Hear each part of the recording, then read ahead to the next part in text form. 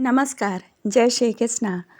मैं आपको महालक्ष्मी के प्रादुर्भाव की कथा सुना रही हूँ। प्रथम उनका जो प्रादुर्भाव माँ राधा रानी के वाम अंग से प्रकट हुई थी, वह मैं सुना चुकी हूँ पूर्ण रूप से। दूसरी जो उनका प्रादुर्भाव की कथा है, जो समुद्र मंथन से निकली थी, तो वो किन कारण से समुद्र में गईं और समुद्र से निकलीं, अभी तो मैं कारण को ही सुना रही हूँ कि दुर्वासा जी ने जो पुष्प दिया था विष्णु जी का और इंद्र ने रावत के मस्तक पर रख दिया, तो क्रोधित होकर उन्होंने कहा कि स्वर्ग से लक्ष्मी चली जाएं। एक अंश से वो क्या हर जगह व्याप्त हैं धन के रूप में, तो वे चली गईं बैकुंठ लोक, अपने महालक्ष्मी में ही लीन हो गई। और उसके बाद इंद्र का क्या हुआ, और इंद्र ने बहुत ही प्रश्न किए थे, जो मैं महालक्ष्मी प्रादुर्भाव के द्वितीय भाग में सुना चुकी हूँ। अब दुर्वासा उनको ज्ञान दे रहे हैं इंद्र को, वो भाग सुनिए। मुनि बोले, देवराज, संपत्ति, जन्म, मृत्यु, जरा, शोक और राग के बीच का उत्तम अंकुर है। इसके प्रभाव से अंधा हुआ मानव मुक्ति के मार्ग को नहीं देख सकता। इंद्र, जो मूढ़ मानव संपत्ति से प्रमत्त हो गया, उसी को मदिरा से मत भी समझना चाहिए। उसे ही बांधव जन बंधु कहकर घेरे रहते हैं। वैभव मत विषया से अंध, बिह्वल, महाकामी और राजसिक व्यक्ति में सत्व मार्ग का अवलोकन करने की योग्यता नहीं रह जाती। विषयांध भी दो प्रकार के बताए गए हैं, राजस और तामस। जिसमें शास्त्र का ज्ञान नहीं, वह तामस कहलाता है, और शास्त्रज्ञ राजस हैं। सुश्रेष्ठ, शास्त्र दो प्रकार के मार्ग दिखलाते हैं, एक प्रवृत्ति बीज और दूसरा निवृत्ति बीज।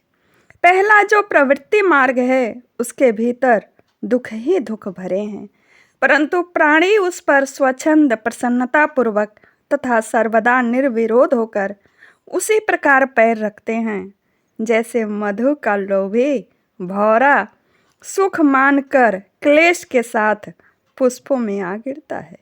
यह प्रवृत्ति मार्ग है, जो है जन्म, मृत्यु, जरा यानी बुढ़ापा और नाश के परिणाम का मूल कारण है। प्राणी प्रसन्नतापूर्वक अनेक जन्मों तक अपने विहित कर्म के परिणाम स्वरूप नाना प्रकार की योनियों में क्रमशः भ्रमण करने के पश्चात भगवान की कृपा से मानव होकर सत्संग का सुअवसर प्राप्त करता है। सत्संग संसार रूपी अपार सागर को पार करने के लिए परम साधन तथा तत्व को प्रकाशित करने के लिए एक जले हुए दीपक है, प्रज्वलित दीपक है। सैकड़ों और सहस्त्रों में कोई एक बिरला ही साधु पुरुष उसके प्रकाश से मुक्ति मार्ग का अवलोकन कर सकता है। तब बंधन को तोड़ने के लिए उसके हृदय में यत्न करने की भावना उत्पन्न होती है। जब अनेक जन्मों की पूर्ण तपस्या और उपवास उसके साथ होते हैं, तब प्राणी को मुक्ति मार्ग की उपलब्धि होती है। महाराज, सारे शुभ आदत, शुभ समय और ईश्वर की कृपा होती है, तभी मन संसार से विमुख होकर के स्व कल्याण के लिए ईश्वर के श्री चरणों में जाता है। तुम जो यह विषय पूछ रहे हो, उसे मैं गुरु के मुख से सुन चुका हूँ। ब्राह्मण मुनिवर दुर्वासा का यह वचन सुनकर देवराज इंद्र वितराग हो गए, क्योंकि दुर्वासा ने श्राप दे दिया था लक्ष्मी चली जाएं। फिर ये जब उनसे प्रार्थना किए, तो वो ये दुर्वासा मुनि उनको ये सब ज्ञान दे रहे हैं। और लक्ष्मी जी के चले जाने के बाद, वैभव चले जाने के बाद प्रतिदिन उनके हृदय में वैराग्य की भावना बढ़ने लगी। मुनि के स्थान से चलकर वे अपने भवन पर पहुँचे। उस समय उन्होंने देखा उनकी अमरावती पुरी दैत्यों और असुरों से भली भांति भरी हुई है। उस पुरी में रहने वाले सब देवता भय से व्याकुल हैं। सारी परिस्थिति विषम दृष्टिगोचर हो रही थी। कहीं किसी के भाई बंधु नहीं थे, तो कहीं किसी के माता पिता और स्त्री ने ही उसका साथ छोड़ दिया, और उनके अमरावती में बहुत ही खलबली थी। सब और शत्रु ही शत्रु दिखाई दे रहे थे। ऐसी स्थिति देखकर देवराज इंद्र बृहस्पति के पास चले गए उस समय शक्तिशाली बृहस्पति जी मंदाकिनी के तट पर विराजमान हो पर ब्रह्म परमात्मा का ध्यान करते हुए देवराज इंद्र के दृष्टिगोचर हुए। फिर देखा तो वे गंगा के जल में पूरब की ओर खड़े होकर सूर्य का अभिवादन कर रहे थे। उनके नेत्रों में खुशी के आंसू भरे थे। उनका शरीर खूब पुलकित था। वे अत्यंत आनंदित थे।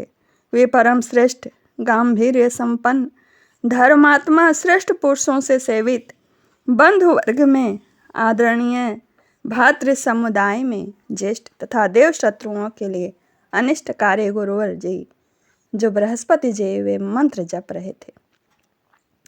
देवराज एक पहर तक उन्हें उनके इस अलौकिक छटा को देखते रह गए।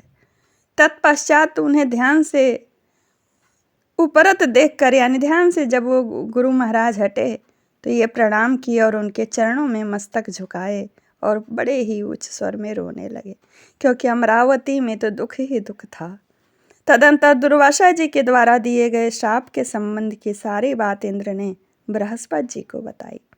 इंद्र की बातें सुनकर के परम बुद्धिमान वक्ताओं में श्रेष्ठ बृहस्पति जी ने कहा, सुश्रेष्ठ, मैं सब कुछ सुन चुका हूँ, तुम विषाद मत करो, मेरी बात सुनो। नीतिज्ञ पुरुष विपत्ति के अवसर पर कभी घबराता नहीं, क्योंकि यह विपत्ति और संपत्ति समसाध्य है। इसे नश्वर कहा जाता है।